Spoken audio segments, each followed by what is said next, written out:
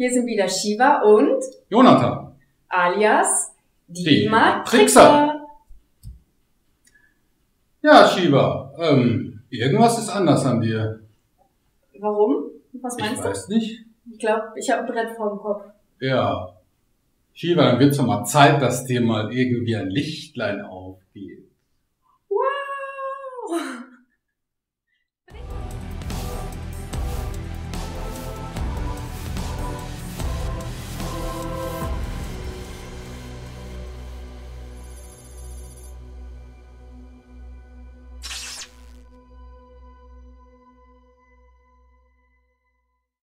Genau, mir kam eine durchschlagende Erkenntnis und die möchten wir mit euch teilen. Und am besten, glaube ich, möchte ich die vorlesen, weitestgehend. Wir werden natürlich auch ein bisschen darüber sprechen, aber damit diese Erfahrung so unverfälscht wie möglich bleibt, glaube ich, lese ich sie einfach erstmal vor. Ja, eine gute Idee. Also Shiva hat mir schon von der Erkenntnis erzählt, die sie hatte, und es war wirklich sehr interessant und bestimmt für viele von euch spannend, da mal reinzuhören, was Shiva so erlebt hat. Genau, und zwar, die Überschrift lautet, es existiert nichts wirklich außer Liebe. Mhm. In meinem Zustand, welchen ich gleich beschreiben möchte, bekam ich einen Überblick über das Ganze. Das Ganze, wie es wirklich ist. Diese Erfahrung und Erkenntnis wird mit Sicherheit bei einigen auf Unverständnis stoßen, da man es schwerlich nachvollziehen kann, wenn man es nicht selbst gesehen hat. Aber ich denke, dass es wichtig ist, dass so viele Menschen wie möglich davon erfahren, damit sie zumindest einen Anhaltspunkt bekommen, wonach sie eigentlich wirklich suchen und um natürlich mehr Löcher in die Matrix zu machen. Und nach dieser Erkenntnis zu suchen, ist eigentlich das Einzige, wonach die Menschen und alle Wesen tatsächlich streben. Und ich möchte euch erklären, warum das so ist. Genau, wie der Titel schon sagt, existiert nichts wirklich außer Liebe. In meinem Zustand musste ich durch die Angst. Und diese Angst, die kann man so eigentlich nicht beschreiben. Die war so enorm, so krass. Sie kommt mit keiner anderen Erfahrung gleich. So extrem war sie. Nicht mal in meiner Nahtoderfahrung habe ich so eine Angst verspürt. Eigentlich habe ich da gar keine verspürt. Genau. Und ich hatte keine Wahl. Ich musste durch diese Angst. Ich konnte nicht zurück und ich konnte sie auch nicht beiseite schieben. Das Einzige, was mir eben geblieben ist, dass ich eben durch diese Angst hindurch musste. Und der Moment, als ich diese Angst passiert hatte, als ich hindurchgegangen war, das ist mit Sicherheit der unbeschreiblichste Augenblick, den man so erfahren und erleben kann. Denn hinter dieser Angst sieht man, dass diese Angst erstens nicht existiert und dass hinter der Angst einfach gar nichts existiert. Rein gar nichts außer Liebe.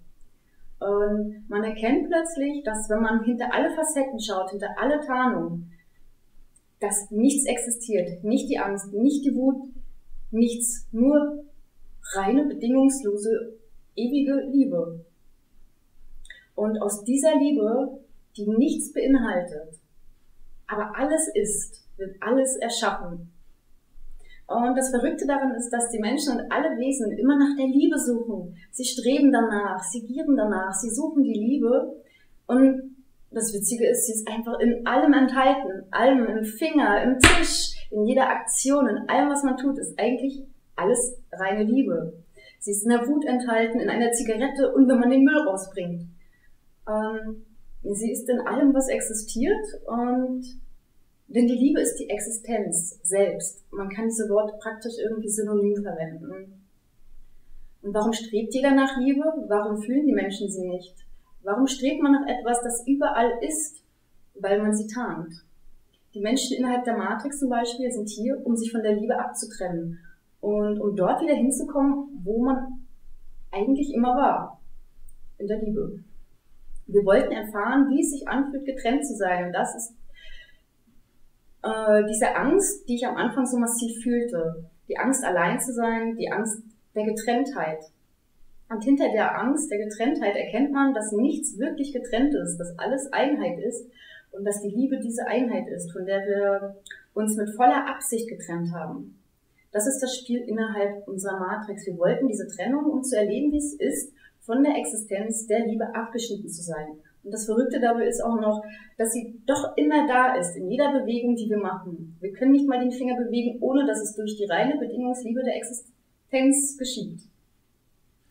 Wir suchen so sehr nach der Liebe und erkennen nicht, dass sie in allem ist. Was wir tun, erschaffen und erfahren und fühlen und dass wir niemals davon getrennt waren. Und noch verrückter ist, dass jeder Einzelne das von euch weiß. Ihr wisst das alle. Jeder weiß, dass wir absolute, reine Liebe sind. Und doch tarnen wir diese. Wir alle tun so, als ob wir das nicht wüssten. Ich war in einem so einen Zustand, dass ich erkannte, dass mir nichts fehlte. Ich fühlte mich absolut ganz. Es hat nie Liebe gefehlt. Es fehlte nicht mal ein winziger Teil von mir. Ich war schon immer die Ganzheit und hier auf der Erde tue ich nur so, als ob ich das nicht wäre. Ich tue eigentlich praktisch nur so, als wäre ich Shiva und als wärst du Jonathan. Und in Wirklichkeit wissen wir aber, dass wir das gar nicht sind. Genau.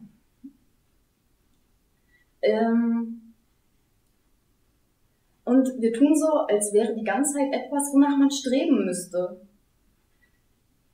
Aber das stimmt nicht, denn wir sind schon das wahre Selbst. Man muss nur aufhören, so zu tun, als ob man es nicht wäre. Und ich habe mir dann selbst gezeigt, was der Schlüssel ist. Und der Schlüssel ist auch immer da. Er ist nämlich in mir. Ich habe mir selbst gezeigt, dass der Schlüssel einfach immer da ist. Ich bin es selbst, denn ich bin Liebe. Der Schlüssel ist immer mein Herzen, denn die Ganzheit, die Seele,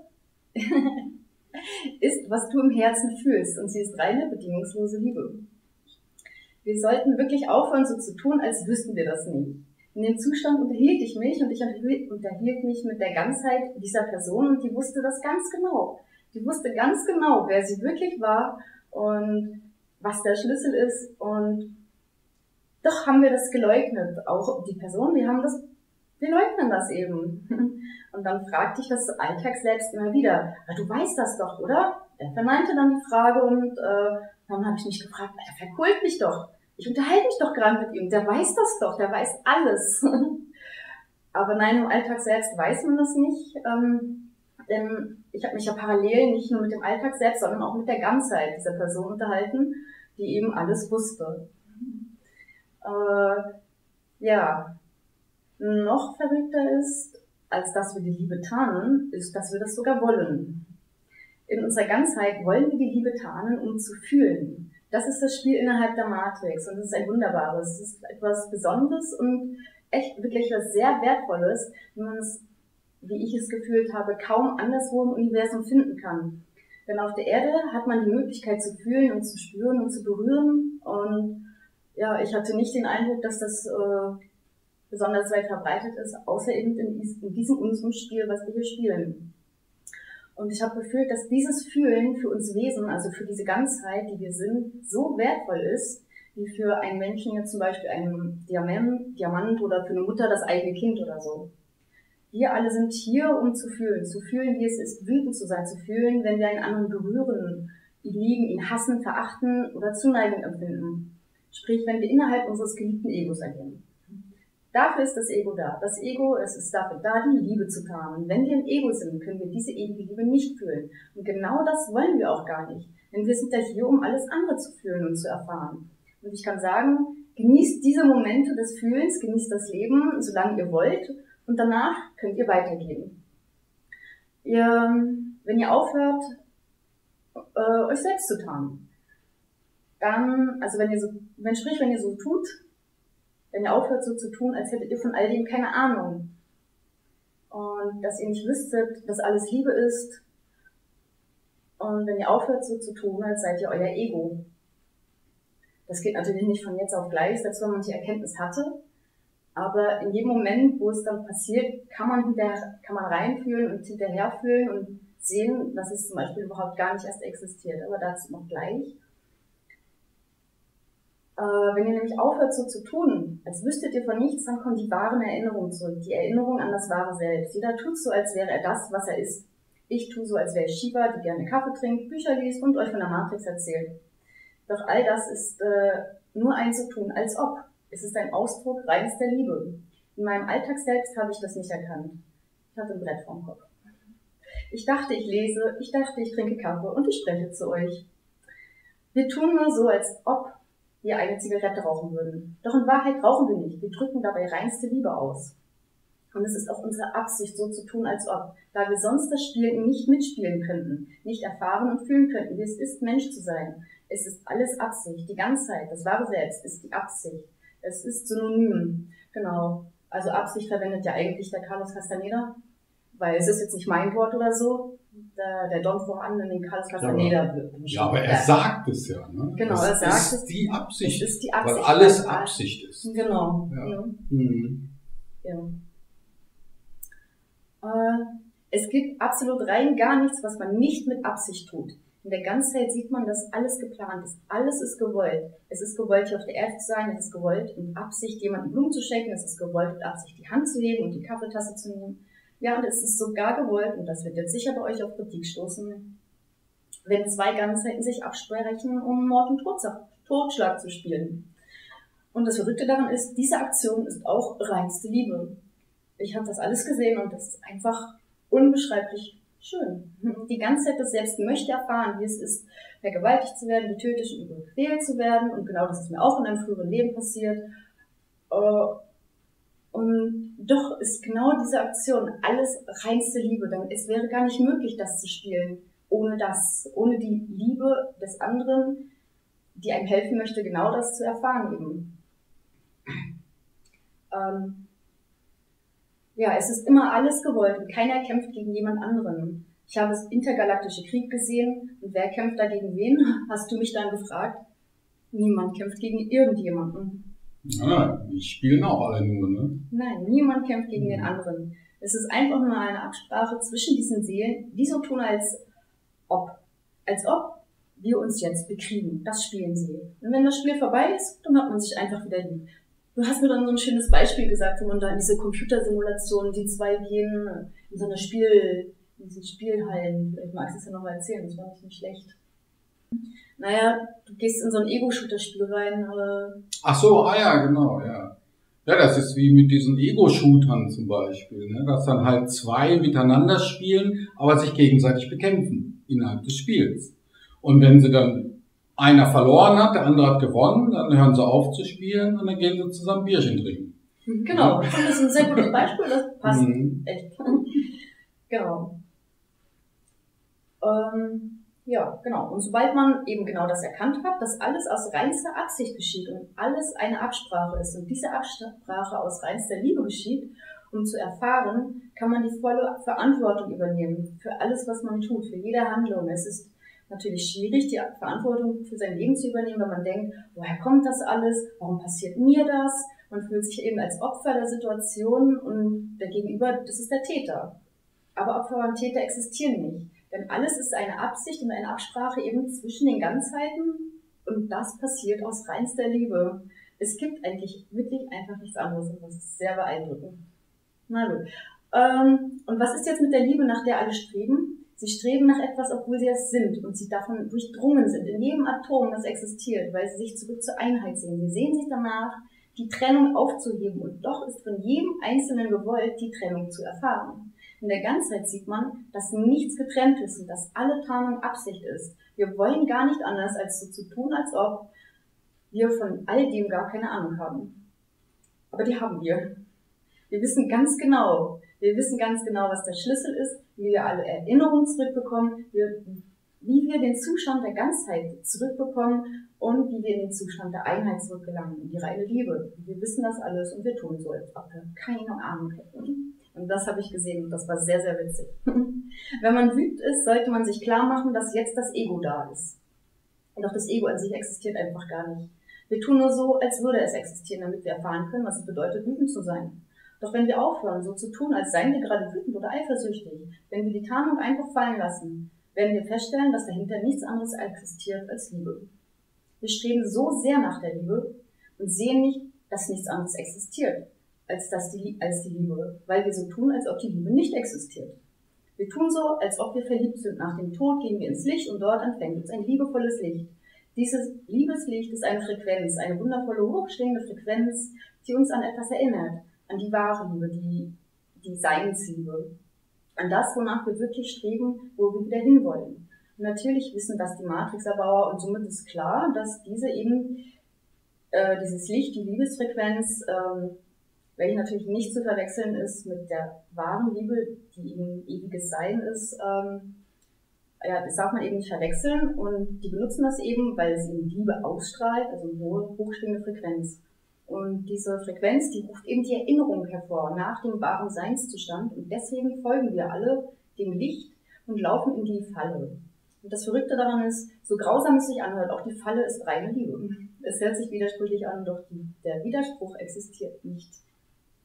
Zusammengefasst kann man sagen, es existiert nichts außer die Liebe. Die Ganzheit, das wahre Selbst, ist die Absicht, die immer und alles gewollt tut und erschafft. Es existiert nichts in diesem Universum, was nicht aus dieser Absicht und aus diesem Willen heraus geschieht. Aus dieser Absicht und dass alles gewollt ist, sieht man, dass man für alles, was man tut, die Verantwortung trägt. Denn keine einzige Handlung ist aus einem Versehen oder aus Zufall heraus eingetreten. Und daraus erkennt man, es gibt keine Opfer und keine Täter. Es gibt nur die Absicht und die Absprache zwischen eben diesen zwei Absichten, also den Ganzheiten, den Seelen. Ja, Authentizität, ja, das kann man sehen, wie man möchte. Man kann, wenn man sieht, dass eben alles, was wir tun, gewollt ist und wissen, dass wir alles mit Absicht tun, ist entweder alles authentisch oder eben nichts. Denn auf der einen Seite wissen wir ja, dass wir alles erschaffen und damit irgendwie auch eine Illusion ist, aber wir erschaffen aus der Liebe heraus. Und auf der anderen Seite tun wir nur so, als ob wir zum Beispiel gerade wütend sind. Doch wenn man weiß, es ist Absicht, weiß man, dass man absichtlich wütend ist. Und wenn man diese Wut absichtlich lebt, so ist sie eben authentisch, weil wir eben nur spielen oder erschaffen. Doch wenn wir das wissen, kann man sich selbst leben und ich denke, ich wähle die Position der Authentizität.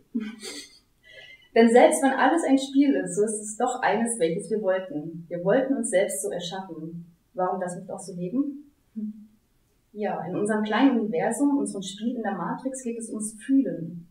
Es ist so wichtig und so wertvoll, wie ich gesehen habe. Alles ist wundervoll und wertvoll. Alles ist Fühlen. Man soll dieses Fühlen einfach nur genießen, denn dieses Fühlen wird so nicht wiederkommen. Man sollte wirklich so intensiv wie möglich fühlen.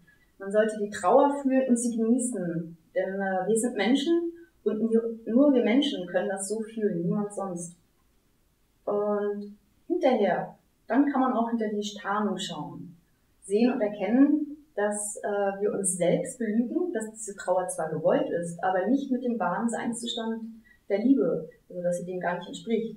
Wenn man aufhört so zu tun, als ob man gerade traurig ist, nachdem man es voll und ganz gefühlt hat, schaut man eben hinter die Trauer und wird feststellen, dass dort nur die Liebe existiert. Wenn man hinter die Tarnung schaut, wird man feststellen, dass man die ganze Zeit Liebe war, dass man die ganze Zeit nur so getan hat, als wüsste man das alles nicht und dass der Schlüssel zur Liebe und allen Erinnerungen und zu der Ganzheit immer da war, in einem selbst. Genau da, wo das Herz sitzt. Der Schlüssel ist die Liebe und der Weg dahin ist es, die Tarnung aufzugeben, also aufzugeben, so zu tun, als ob man ahnungslos sei. Und wenn dich zum Beispiel jemand schlägt, dann bist du eben wütend auf die Person oder hasst ihn. Doch in Wirklichkeit ist es eigentlich nur eine Absprache zwischen euch beiden, weil ihr etwas erfahren wolltet. Und diese Absprache ist reine Liebe. Doch eure Alltagsselbste tun so, als ob sie das nicht wüssten, dass diese Tat reine Liebe war. Alle denken, wenn ich liebevoll zu jemandem bin, dann ist es Liebe. Doch zwischen liebevoll sein und jemanden schlagen existiert nicht der geringste Unterschied. Beides ist gleich. Es ist beides Liebe. In diesem Sinne existiert auch keine Dualität, denn alles ist gleich, alles ist Liebe. Es gibt keine, diese Tat ist gut oder diese Tat ist schlecht. Jede Tat geschieht, ist Liebe und Liebe ist Einheit. Sie ist Harmonie, sie ist nicht polar. Das polare Gegenstück zur Angst, so wie ich das jetzt empfinde, ist das, was man hier auf der Erde Liebe nennt, die aber nicht wirklich Liebe ist. Diese Liebe, wobei ich halt nicht sagen will, dass alles, was Menschen fühlen, nur diese Liebesfrequenz ist, von der ich vorhin schon gesprochen habe bei der Lichtfalle, das ist eben die polarisierte Liebe, also eine Liebesfrequenz. Und die Frequenz ist eben polar, weil sie eine Schwingung ist. Und eine Schwingung ist eine Welle, die hat einen Hoch- und einen Tiefpunkt. Und somit ist in dem Fall das polare Gegenstück zur Angst diese Liebesfrequenz, die eben auch in der Lichtfalle ausgestrahlt wird. Doch die Liebe, die ewige Liebe, das ist keine Frequenz, die ist einfach nur. Sie ist einfach nur da, sie ist ewig und sie ist stetig. Wir nehmen alles viel zu wichtig und viel zu ernst. Das ist natürlich Voraussetzung dafür, damit wir das Spiel richtig spielen können. Doch wenn wir einmal hinter die Tarnung schauen und das Spiel durchschauen, also erkennen, dass wir alle nur miteinander spielen, dann wird es schwierig, das alles zu ernst und wichtig zu nehmen. Ja, und was ich noch gesehen habe, dass es eben alles fraktal ist und alles wiederholt sich, vom Kleinsten ins Größte. Auf der Erde denken wir, es ist unsere Aufgabe, zu unserem wahren Selbst zu finden, doch eigentlich sind wir es schon. Wir denken, wir müssten die Matrix auflösen und intergalaktische Kriege verhindern, dass das jetzt ja unsere Aufgabe auf der Erde sei. Aber je höher man kommt, desto höher ist die Aufgabe. Doch alle Aufgaben sind in Wahrheit auch nur eine Tarnung, also eine Illusion. Sie sind Spiele, die vom Kleinsten ins Größte reichen. Und wenn wir aufhören zu spielen, dann sind wir eben einfach nur noch. Aber das macht ja auch keinen Spaß. Ein weiteres, was ich sehen durfte, ist, dass wir wahrhaftig Schöpfergötter sind. Nicht nur, dass alles aus der Absicht, also aus der Ganzheit heraus gewollt ist, eben absichtlich geschieht und wir damit natürlich alle in jedem Augenblick unsere Realität erschaffen, sondern wir erschaffen tatsächlich Galaxien und Universen. Und das habe ich auch vor Äonen getan. Ich konnte beobachten, wie ich eben Galaxien erschaffen habe. Ich habe gesehen, dass die Schöpfung des Universums bereits zum 3. Mal existiert, zumindest fühlt es sich so an, dass eben das Universum bereits 3 Mal erschaffen und entschaffen wurde. Also das heißt, wir sind im Grunde jetzt so ungefähr 45 Milliarden Jahre alt. Wenn es stimmt, dass das Universum 15 Milliarden Jahre alt ist, dann wären es 45 vielleicht. Genau. Ja. Also in jedem Fall hat die Schöpfung mindestens jetzt, was ich gesehen habe, 3 Mal stattgefunden. Und was man noch sagen muss, wir glauben alle, wir sind in der Matrix gefangen. Aber das ist nicht wahr. Wir sind frei. Wir sind absolut frei. Wir waren niemals gefangen. Wir tun nur so, als ob wir gefangen wären, innerhalb des Körpers, innerhalb der Matrix. Im Grunde gibt es keine Unfreiheit. Wir sind und waren immer frei. Und ja, wir müssen eben aufhören, so zu tun, als wären wir gefangen. Und das Spannende ist eigentlich, dass alles in einem einzigen Augenblick zusammenströmt. Die Milliarden Jahre mit allen jemals existierenden Erfahrungen existieren, und diese existieren alle in einem einzigen Augenblick. Das habe ich gesehen, das war sehr beeindruckend. In dem Augenblick, wo ich das hier beschrieben habe, oder wo ich es vorlese, habe ich Universen erschaffen, geliebt, gehasst, getötet, Kriege geführt, ich war Heilige und Verräterin und ich habe Kaffee getrunken. Und dieses macht diesen einen Augenblick, der alles enthält, wirklich unglaublich wertvoll. Genau, zum Abschluss. Ja, es existiert nichts außer Liebe und aus ihr ist alles erschaffen. In diesem Zustand strebt man nicht nach Liebe. Man jagt ihr nicht hinterher, man will sie nicht erfahren, denn man ist Liebe. Sie war immer da, wir streben danach und tun so, als ob sie es nicht wäre und tun alles, um die Liebe zu erreichen. Dabei müssten wir nur die Tarnung aufgeben und sehen, dass wir Liebe sind und alles Liebe ist. In diesem Sinne, guten Morgen und aufwachen. Ja. Also das war die Erkenntnis, die du so für dich hattest. Das war so meine Erkenntnis, die ich hatte. Und ja, ich habe natürlich jetzt zugehört, was du so erzählt hast, was du da erlebt hast, und sehr spannend, und viele der Dinge habe ich auch so schon gesehen. Und aber ich denke mal, dass viele Zuschauer auch eine Frage haben, vielleicht eine oder andere. Zum Beispiel die Frage, ja, wenn auch Mord und Totschlag aus Liebe heraus geschieht, dann kann ich ja eigentlich jeden umbringen. Könnte sich ja jetzt irgendwer, der Spaß daran hat, darüber rechtfertigen. Ja, aber auch diese Rechtfertigung wäre eben nur eine Tarnung, oder? Ja, das ist klar, ja, auf jeden Fall. Das ist ja auch wieder Tarnung. Weil er eben nicht dahinter schauen möchte. Ja. Und auch mit dem Licht, also ich weiß nicht, ob das jetzt so klar rausgekommen ist beim Vorlesen. Du hast ja eben von dem hochfrequenten Liebe gesprochen und von der ewigen Liebe. Und da machst du ja einen Unterschied. Genau, weil das andere für mich keine Frequenz ist, weil es ist einfach nur etwas Stetiges, das immer und überall ist. Das andere, ja, der Robert Monroe hatte da irgendwie schon recht mit seinem Lusch oder so, der nennt diese hohen Liebesfrequenzen eben Lusch. Ja, vielleicht sollte man alles auf der Erde mit was Liebe heißt, Lusch nennen. Keine Ahnung. Ja. Also die Liebe innerhalb der Matrix könnte man als Lusch betrachten oder die Menschen als Luschproduzenten, genau, die diese hochfrequente Liebe erzeugen, die aber Teil der dualistischen Liebe ist. Für mich schon, so wie ich es gesehen habe. Naja, würde ich auch so sagen. Ja. Das bedeutet aber nicht, dass man nicht hier innerhalb der Matrix tatsächlich den Zustand wahrer Liebe erreichen kann. Man muss eben die Tarnung aufgeben. Ja. Ja. Und was ich mich noch gefragt habe, oder was bestimmt vielleicht irgendwer fragen könnte, wäre ja auch, wenn du sagst, dass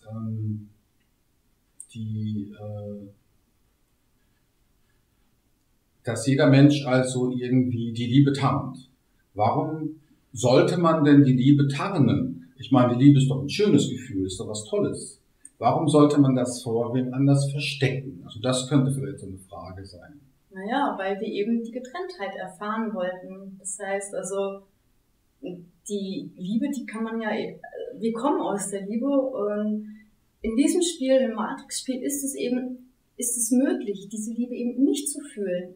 Man kann fühlen, wie es ist, eben wütend zu sein und nicht in der Liebe.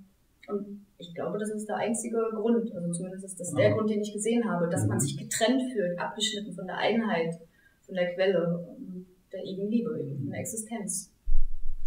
Und eine Gefahr, die man da vielleicht sehen könnte, wäre ja, dass ein Mensch stirbt und möchte dann den dritten Weg der Matrix wählen, durch die Schlupflöcher, und sieht dann plötzlich dieses liebevolle Licht.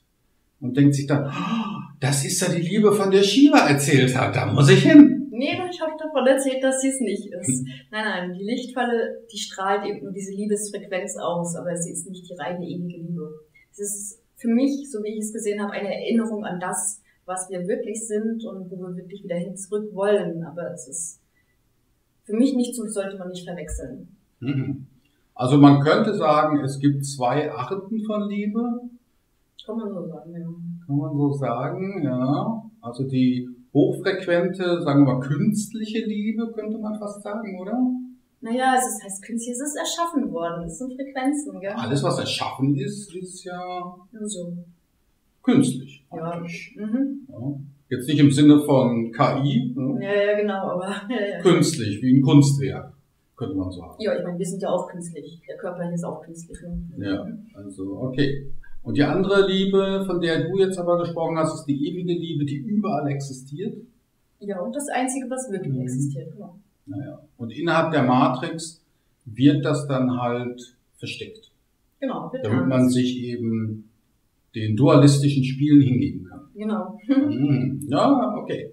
Ich denke mal, viele haben es jetzt besser verstanden vielleicht. Und ja, vielen Dank für deine Erkenntnis, die du hattest. Und wie hast du denn die Erkenntnis überhaupt erreicht? Ich meine, hast du das in 3 Minuten gesehen oder in 5 Stunden? Oder du hast ja auch erzählt, dass du das Universum gesehen hast, da durchgereist bist und so. Also ja, ich glaube, ich bin das Universum 20 Mal hin und zurück gereist. Und das sind irgendwie 10 Minuten vergangen und es fühlte sich an wie 45 Milliarden Jahre. Aber ich glaube, das Ganze hat irgendwie schon ein paar Stunden gedauert, wenn ich ja da immer wieder durch diese Zustände durch bin. Ja, Shiva, dann danken wir dir sehr, dass du uns an deiner Erkenntnis hast teilhaben lassen. Und wann hattest du die Erkenntnis? Vor ein paar Tagen? Genau, ich glaube vor 2, 3 Tagen. Ah ja, klasse, schön. Ja, dann hoffen wir mal auf viele Kommentare dazu, was ihr so dazu meint und wie ihr das so aufgenommen habt. Ob ich jetzt die Tonspur um 50% in der Geschwindigkeit verringern muss ich mir noch überlegen. Aber ich muss sagen, schon klasse, was du da alles erlebt hast und sehr imposant. Und ja, mal schauen, was für Kommentare kommen und dergleichen und wie die das so finden. Und vielen Dank für das Mitteilen deiner Erkenntnis. Genau, und danke fürs Zuschauen. Und das, was ich euch vorgelesen habe, das könnt ihr auch unter den Beiträgen auf matrixhub.com nachlesen. Da könnt ihr es nochmal nachlesen, genau. Super. Genau, dann macht's mal gut. Macht's gut. Tschüss. Schönen Abend.